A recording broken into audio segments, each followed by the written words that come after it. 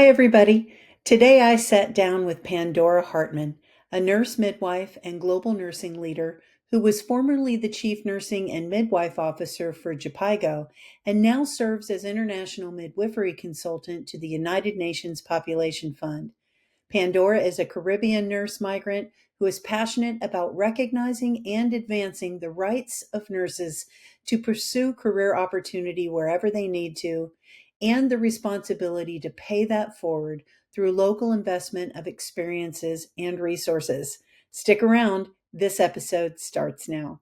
In this podcast, we're setting the table for some powerful discussions with nurses, allied health professionals, regulators, tech innovators, and other thought leaders across the globe.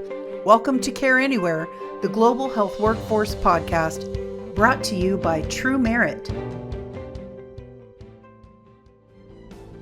Hi, everybody. Welcome back to the Care Anywhere podcast. It's so great to have you here today. I am joined today by Pandora Hardtman, and I am so excited, Pandora, to have you on the Care Anywhere podcast today to talk about your journey as a nurse and all the great work that you have done all around the world, and feature you as one of our special episodes where we talk about career journeys, which is something I know our audience is so keen to hear. So why don't we start with you telling introduce yourself and tell our audience a little bit about you and where you come from and what you're working on today, and then we'll kind of we'll probably jump all over the place a little bit on different topics, but love to hear your point of view. But let's start with an introduction so everybody can get to know you.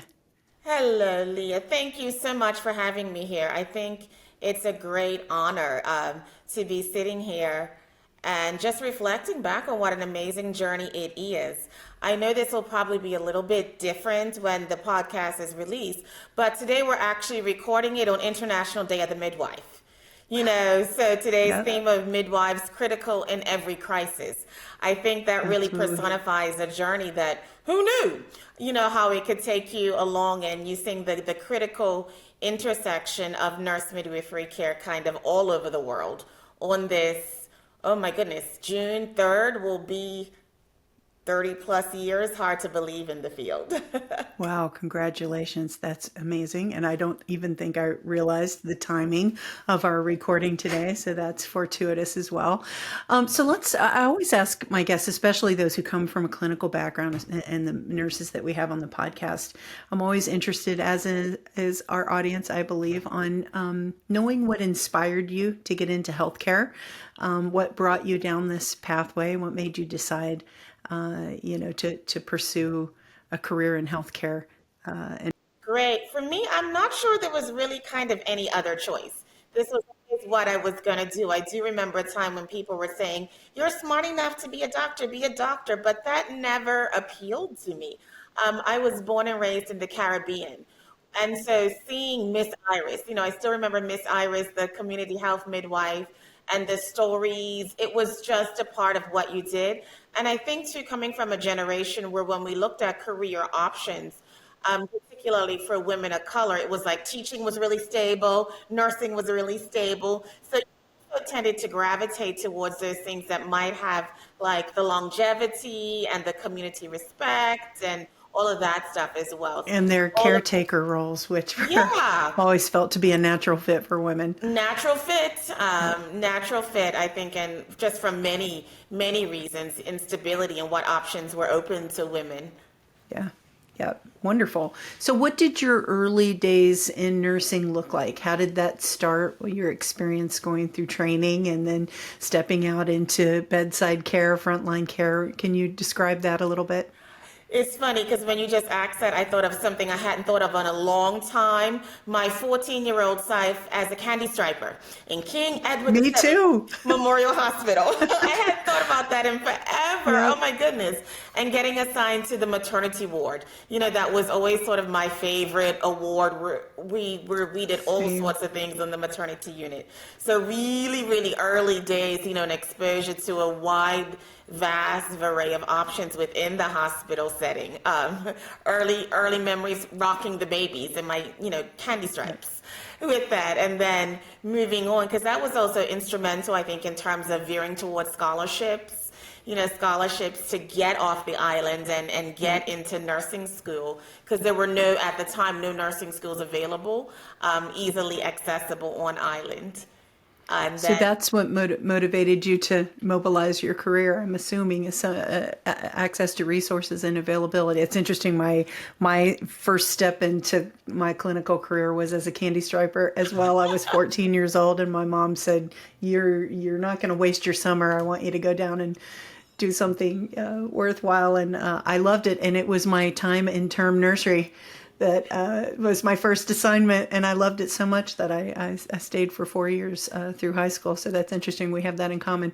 You are very passionate about the career mobility of nurses and healthcare workers. We talked about that a little bit before this call. We hear a lot, just to pivot a little bit, we hear a lot about brain drain and brain gain, and the idea of how the career mobility of nurses and other health workers impacts workforce issues, both from sending countries and receiving countries.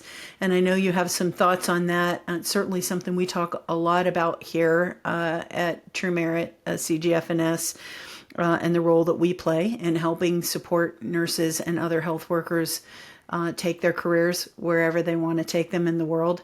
But I know that you shared that a lot of times this is sort of reduced to opportunistic recruitment narratives that aren't necessarily reflective of what might be motivating and inspiring the nurse or the health worker to look outside of their home country for opportunity. So I'd love it if you could address what your thoughts and experiences about that have been, because it's a highly discussed and debated topic, and there's thoughts to be had on both sides of that issue. So what are your thoughts there?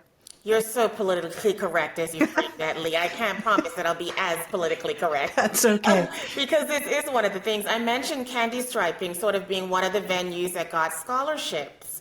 And there were six of us. Six of us who returned immediately back home because we had the bonds, or the bursaries as they're called, to give back to the government, as well. So give back in service in the main facility there. And I remember all of us at tea time. Tea time, still English model, is absolutely sacrosanct. Sitting there in that same candy striper tea shop, having our coffee rolls, talking about oh my God, what have we done? Because what we had seen as a potential feeling so much more limited, particularly operating within a system where at the time, most of the nurses and nurse midwives still came from British Commonwealth countries. Primarily from England, the UK, Scotland, Ireland, you name it. So we were amongst a few local girls, and we're pretty much catching hell. I can't lie on that one. Really having a rough time adjusting, having seen such a broad breadth of things. And to where do we go from here? How do we keep our skill sets and still serve the people of our countries and make a living and not lose out because education too, it's so mind broadening. Once you've been broadened, it's difficult to go back. So I remember it was then now where there was a big surge in recruitment, right?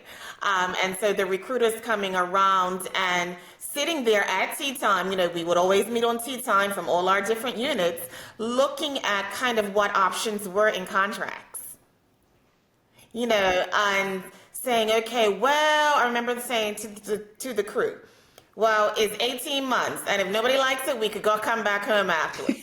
Can always come back. So that was the big laugh, although about 4 of that 6 did eventually move on. We're all here in the U.S., and everyone's gone back home, in some way, shape, or form, and gone back and delivered care, services, input, advisement. And realistically, of that group, everyone is nurse manager level or above. Everybody. And whether you physically move back there or not, there's still an investment. There's still a return to that. There's an absolute investment and return. I was doing some work just in the CARICOM, the Caribbean region, talking to some of the fellow chief nurses, and to talk to everybody and to realize that out of the CARICOM countries, at least half of them had chief nurses or directorates of nursing services who had actually left home and then returned with experience, with ideas. And I thought, well, this is pretty interesting. And when I looked at some of the most advanced sort of regulatory processes or structures or some of the underpinnings that are really set to move nursing and midwifery into, the next centuries, whatever that looks like, guess what?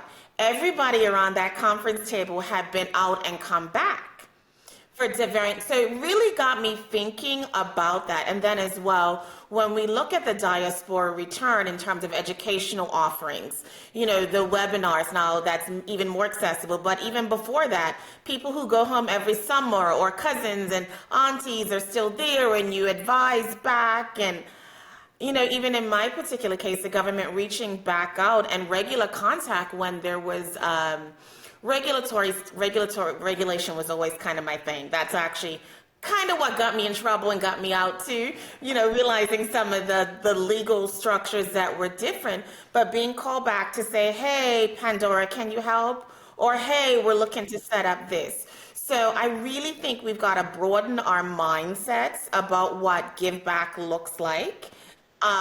Because at the end of the day, we also had a right and continue to have a right to practice. Look, all the state of the world's nursing, all of that, what does it talk about? Practicing to the fullest of your capability. The right to a living wage. The reality is, if I look at my global work, the wages have not been kept up to par. Sometimes the wages aren't paid. And so that's the other side of it that no one is looking at. And I think it feeds to that stereotype that continues to not serve us, of just being like selfless. It doesn't matter if, you're taking out a loan to pay the rent or, haven't been paid in 6 months. You need to stay where you are. So you see, this is one of my pet topics, right? It almost becomes another structure of pushing you back down to keep you just in your place. And I rebel absolutely against that. Hey, well-behaved women, what do they say? Never make history. And this is one of those things where I'm really like, diaspora, Afro-Caribbean diaspora, it's time for a lot of us to push back against that narrative. Yep.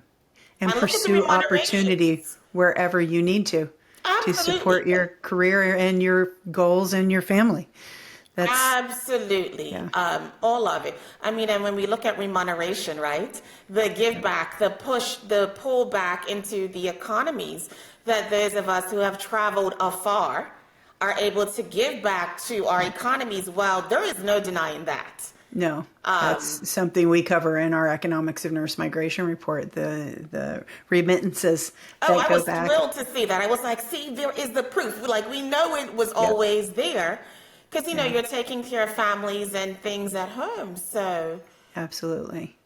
That's great.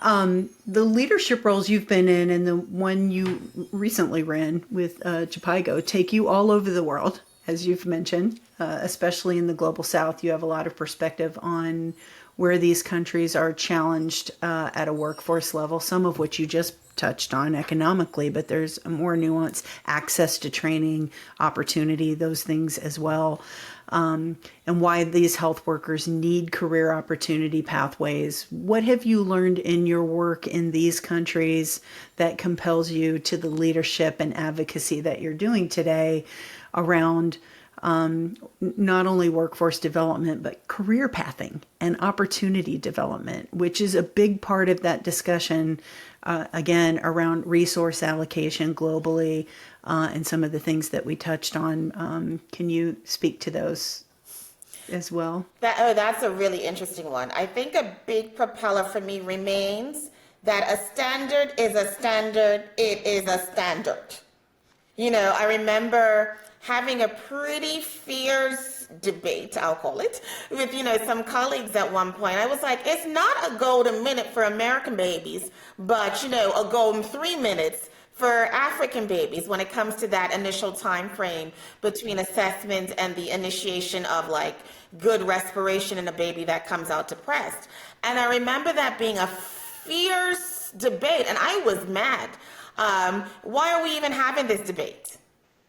because that is the standard. But so oftentimes when we look at competencies, there's competencies on certain things, but maybe we're going to downgrade it a little bit because of the setting, or maybe it's too hard for folks to attain. So I wonder a lot, that one has caused me great pause. A lot of times the competency is competency. And if we're looking at advancements and ultimately saving lives, to be honest, in more of our rural settings here in the rural South, or in low income settings, lower income, lower resource settings, the skill set actually has to be higher. It's one thing when you're in a major tertiary care center, and I find this whether I'm working in the States or, globally, you've got more resources at a tertiary care center. So that rural nurse, that rural midwife has got to be on top of her thing, even more so. So when we're saying, but maybe, we're going to kill a few more people. Yeah, because you don't have AI at your fingertips and decision support tools and all of the technology and the wealth of, even care coordination resources that you would have. So that's an interesting point. That is not often the assumption. There's a reverse assumption that if you've been nursing in areas where you don't have those resources, you need, remediation when you move into that. And actually, we're hearing quite frequently from nurses who are passionately saying, no, I was more skilled when I moved in because I had to do this where I came from. I had to do this with a whole lot less. I had to apply a whole lot more strategic thinking. I had to be quicker on my feet, and circumstances dictated that I needed to be at the top of my game. Oh, absolutely. And, my wondering about that very thing has got me digging back into the research. And, while there's a push for nurse staff ratios, I'm now beginning to look a little bit at too much nursing staff actually having a reverse effect upon outcomes, because that individual person is not able to see the 4 different roles or 4 different things that you have to play. I did a bunch of clinical shifts last week, and this really came home when I'm doing a birth, as a provider. And I've literally got 4 nurses in the room with me. So my patient's all tidy now, after the birth, and I'm still saying, pads, can I get some pads? Hey, somebody, where's some pads? And I was like, this is actually kind of like so much help, but everyone focused on different pieces and the breakdown or that pre-judgment, like, okay, this is somebody without medication. She's more Right. like, let me pull this in advance. Let me get that ready in advance. So You see that across care delivery right now, not just in nursing, but even, on the medical side. There's such hyper segmentation and hyper specialization that I think we're losing some cross continuum coordination of care and someone who really understands the end-to-end treatment and delivery process, because everybody's owning their little sliver, their part on this integrated team or their part on, multidisciplinary team. And it's great that everyone has those disciplines, but there's some cohesiveness within the individual. It's so interesting that you touch on that, because I think that's, an evolving side effect, I think, of, these interdisciplinary team approaches and in some cases, this hypersegmentation of and specialization of care. So yeah, we've been talking about that a lot on the podcast as well. Like we might be losing a little something. Bit. There was a good book that I read like loosely around this topic a while ago called Range, like why generalists are triumphing in a specialized world. Yes. And I was like, let's think about this a little bit. Yep. Yeah. I recently had a scenario with my father who passed last year of Parkinson's. And one of our frustrations as a family was not having one person, a single person who was coordinating my father's care, knew everything end to end. He was seeing so many specialists. He had so many different nursing teams and physical therapy and occupational therapy. And we could never find the one person who knew his entire case, was captaining that ship and coordinating across all of those specialists. And so you see more and more of that. It concerns me because I think ultimately the patient may lose in that scenario, and also their family and caregivers who are, trying to hold on to their narrative everywhere they take them. So Yeah. it's interesting that we're talking about that. I'm Let's sorry to hear let's that talk happened to about the you. work. Oh, go ahead. I didn't mean to interrupt you. Oh no, it's all good. You've got my brain thinking as usual because that actually feeds into the public health stuff, right? So when we Yes. go back to your question about competencies, and there's like core across everybody, all nurses, public Right. health type competencies that were there, in the model that I was raised and cut my teeth in. We had the district health visitor still. Yeah. And so she kind of knew her community caseload clienting, just had all those pieces to be able to pull together and to Right. help manage and coordinate care, not just from a cost perspective, but like from a family, person centered care perspective. Yep. So, Yeah. competency, that's one of the sets of competencies too, that where are we, as a nursing body?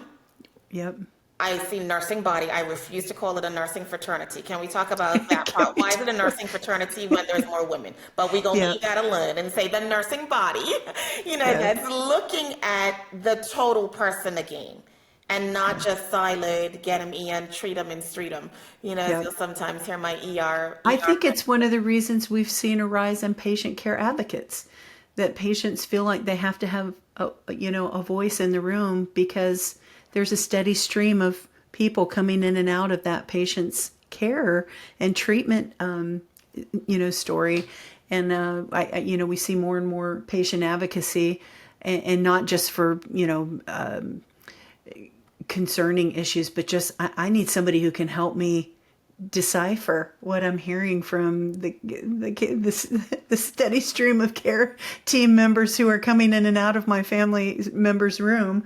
And so, yeah, I think that's an important part of it as well. a That's different kind of medical translation, right? Because right. when you're under stress, hearing all of that stuff and really processing what it means, and again, back to the tertiary care standards, they'll have a lot of students, and folks are talking in medicalese and not sort of the plain language summary, to understand what is going on. And that actually, the patient advocacy, it's a little bit worrying, for me in maternity care, because now with all the stuff out there about how bad hospitals are for maternity care, a lot of the advocacy is adversarial. And so that's creating up another challenging dynamic where it's like, I am not the enemy. I am not trying to be the enemy here. Like, calm down. Let's bring it down a notch. And like, we're all here. And then the advocates as well, sometimes a little bit of like a codependency type of thing where the patients then can be even more disempowered. So we got to be really careful about this wheel that we've created, that may or may not be serving us well. And then you're having to talk down the advocates, or in really critical, like high risk situations that, brings again what happened last week. And I'm like, actually, no, I don't have time to discuss this at great length right now. This is what we got to do to like solve this emergent crisis. Like, but can we have 30 minutes to think about, not actually right now, no. The baby's heart rate is going down and I need to do this, like we need to do something now or have a worse outcome. And I'm saying this with a smile and shaking my head because this is now a more common story at tables where caregivers are gathered. We swap our stories, and that challenges of what the disenfranchisement, now the aggressive advocacy, and us now being the new enemy. Right. Right. So, hello, can I call it burnout and get out of Dodge and do something else? Exactly. We see that a lot too. So let's talk about competency-based training, which, on the surface for people who aren't in this world every day would probably beg the question, isn't all training competency-based? But and certainly that's not how all decisions are being made or how all skills are evaluated. And so I know you've done a good bit of work in building competency-based training programs. And I'd love if you could share with the audience how you would define a competency-based training versus maybe traditional ways that's been measured. And then also I'd love to hear how you've incorporated technology and simulation into helping to assess nursing competencies for career advancement? Ooh, wow. Great questions to unpack. Well, the simulation piece, so much is tied to competency in that, because with the advent of simulation and technology, there's all these really kind of expensive dollies out there of varying sorts that competency is almost being associated with, well, your skills lab at 1,000 degrees of possibility, and computerized technology, where for me, it's still looking back at what are the simple innovations that we can do to achieve competency in skills lab. Because more often than not, and in any of those skills lab settings, be they in-house, kind of like the RQI models that are being set up for NRP, the resuscitation, and things of that sort now, or whether my blow up, neonatally on the other side, it's still a core skill set. So on the one hand, yes, loving the computerized program, but realizing that's not a reality for most of us. And even the most modern faculty and instructor, that's a lot to ask, to be constantly upgrading in the computer programming and all of that. So for me, like, competency is still base model. What is the base model that we need to acquire this, while acknowledging that competencies change over time. As you get more skilled, there's a new level of competency to a change. I love that, the Patricia Benner model, it still sticks with me, from novice to expert. And realizing I can be a novice in this, but an expert in that. So when I look at all that we've done in competency-based training, that can sometimes be actually one of the most challenging pieces to unpack. When you have experienced nurses and or nurse midwives who are competent here, then creating the safe space to be a novice at something new, be it a new skill or that new technology, and like how you navigate that space without losing face, which can come up in a room full of students or colleagues and things. So it's really navigating that space, which impedes competency sometimes, because there's no safe space to learn. So in a lot of my work that I've done everywhere, it is trying to create that safe space for wherever that learner is to be, acknowledging that we're going to be lifelong learners. We've been looking at that through the lens of micro-credentialing and, a modular approach to having people go through skills assessments where, you're limited if you're taking a licensure exam or you're taking a certification exam. And like you said, you're an expert in some of those areas of skills, but there may be some you haven't been exposed to or haven't experience with. The ability to work through those kinds of assessments and validated skills on a modular sort of micro-credentialed approach enables people to sort of check the box on the ones they know they have mastery over and continue to work through the ones that they may not have had real world experience in at that point. So have you seen good examples of that sort of modular approach to, measuring that overall assessment through sort of a micro-credential approach? It's one of the most difficult things. So to say there's good examples, I have to underpin that with when we look at competency as well. We can't look at that word with the same definition everywhere in the world, right? So the skill is a skill in terms of can you insert a catheter with aseptic technique? But then when we look at learning styles, on the one hand, a lot of, I'll just pick on the North Americas, kind of, and the European model still all about this adult learning, right? Adult learning and figure out where your weakness is and fill in the gap. However, space. When I turn the globe to another world where the models of teaching even may be a little bit more authoritarian, a little bit more of the rote learning that is still part of, learning in a lot of places. Now we're saying, be free, choose. That can be the competency place that we struggle with right there. Like, what do you mean I'm free to choose, that I don't have to just remember a set of steps?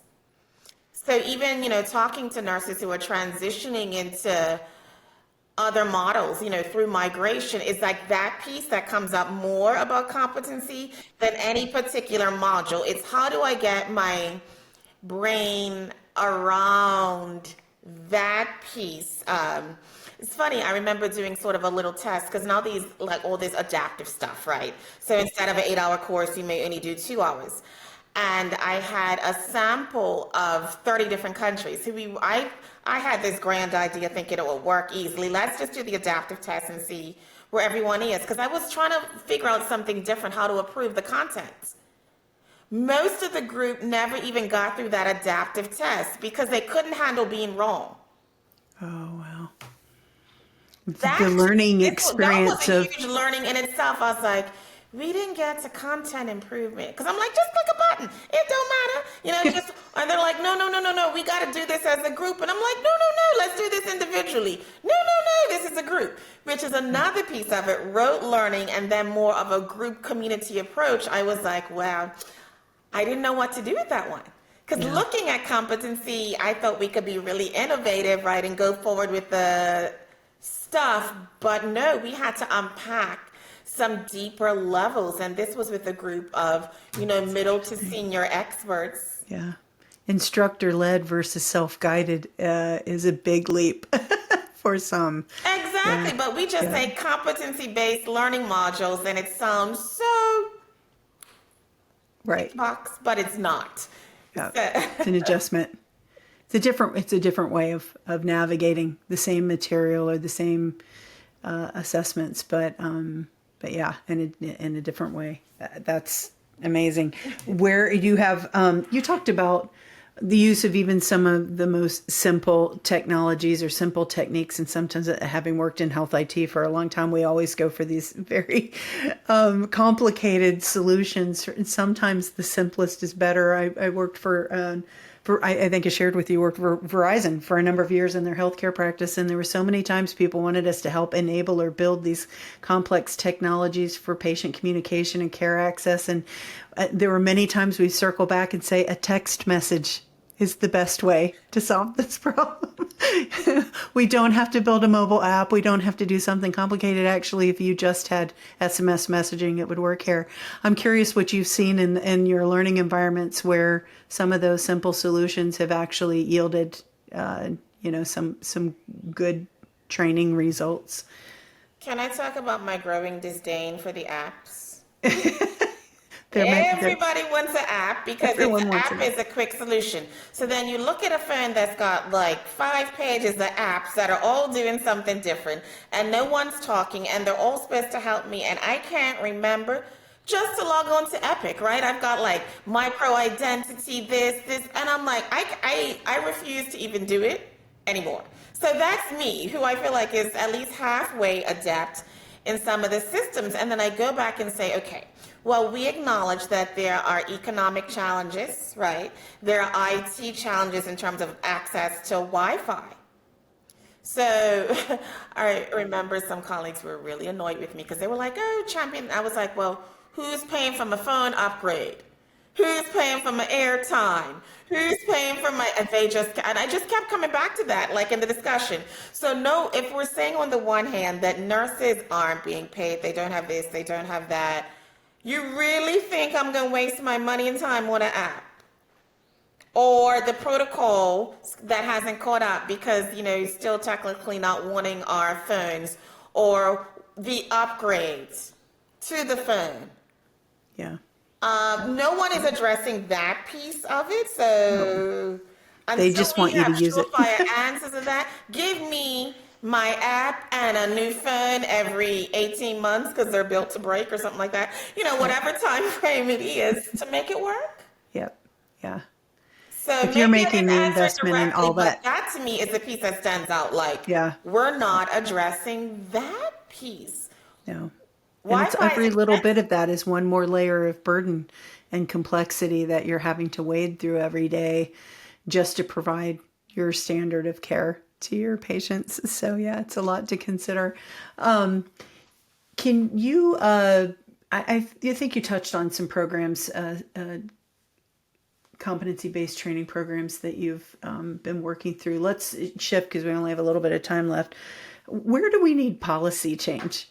around this workforce development issue and around, when you mentioned earlier standards, there's probably nothing closer to the heartbeat of our company right now than really working with other global stakeholders on standards for practice that are not nation specific. I mean, we look at, NCLEX is always the rule of thumb or the litmus test for everyone, but there aren't really a lot of global standards. And even though you said earlier, I believe that a standard is a standard is a standard, and at the competency level it is, but at the measurement and assessment level or the evaluation level, it's very difficult to compare apples to apples, so to speak. And where do you think the work needs to be done to get us closer to a common set of global standards around nursing practice, and even at a subspecialty level like midwifery? Because we're certainly a bit of a ways away from that. It's going to take some crossing borders and collaborating around global frameworks. We're doing some of that work with our certification exams. But your thoughts on that? Where do you see the work that needs to be done to make that happen? Well, the policy work needs to happen at every level.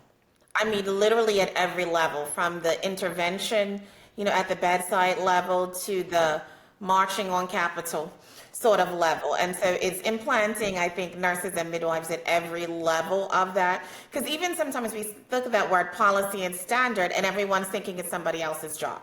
So this is beyond that as we're looking forward to that. I think in terms of, if we break it down to sort of baseline skills, baseline the technical stuff, that's where standards are a little bit easier, because there's pretty much one way to do an internal exam, and that's kind of it. But it's all the staff, systems, and stuff surrounding that are going to impact the ability, and that's where the contextualization has to come. But unfortunately, measuring, this is often one of the program design problems that we have, right? Because you can count, I'll go back to my midwife hat always. It's easy to count the number of deliveries, right? Or the number of pills or IUDs.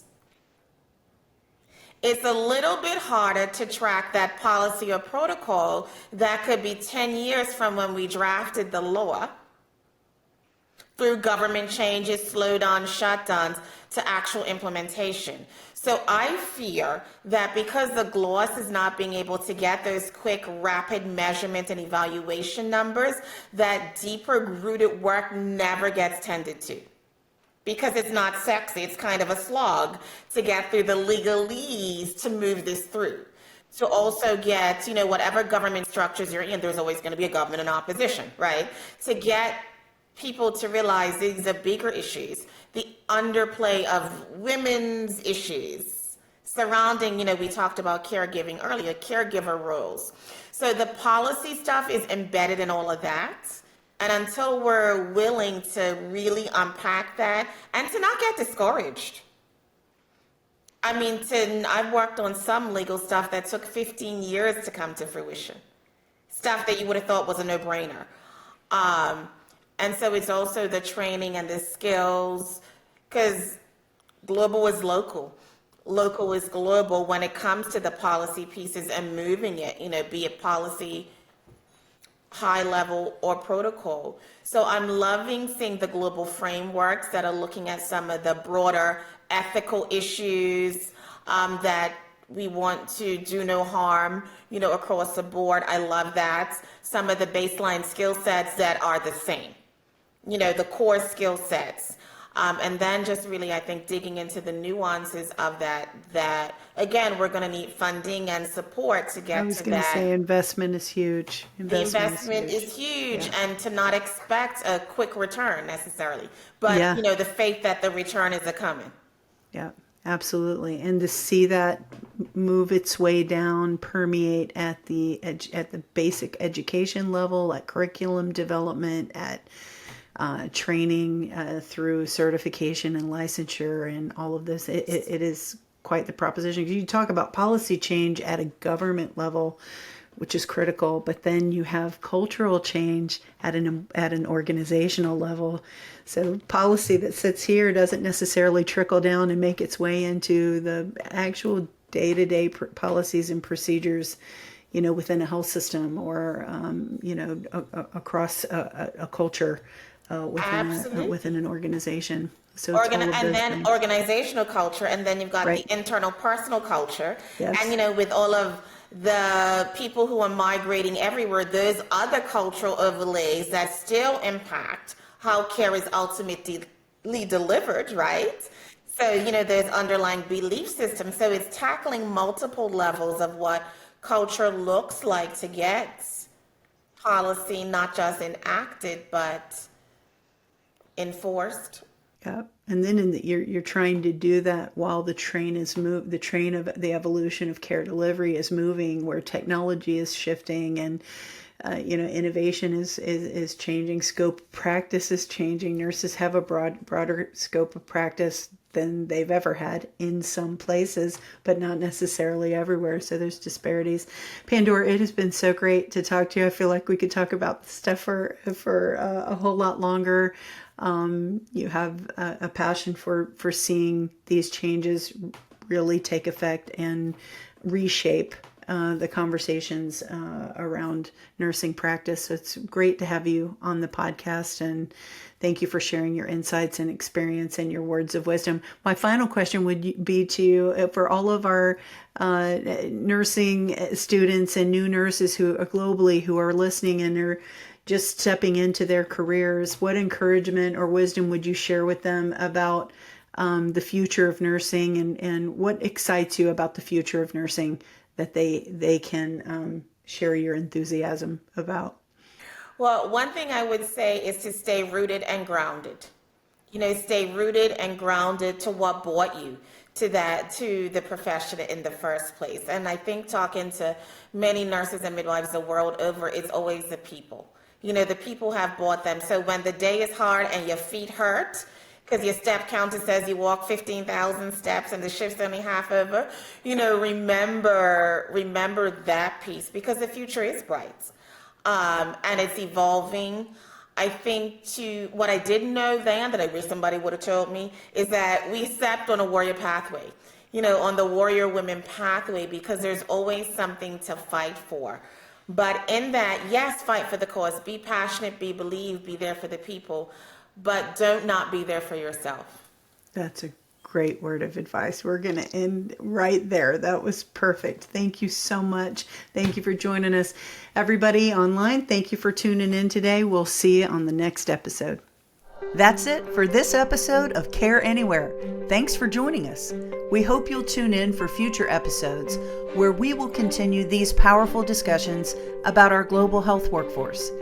If you missed any episodes, you can find them at truemerit.org/podcast or by subscribing to our channel on your favorite podcast platform. Just look for our podcast logo or search for Care Anywhere to find us. Thanks again, and we'll see you next time.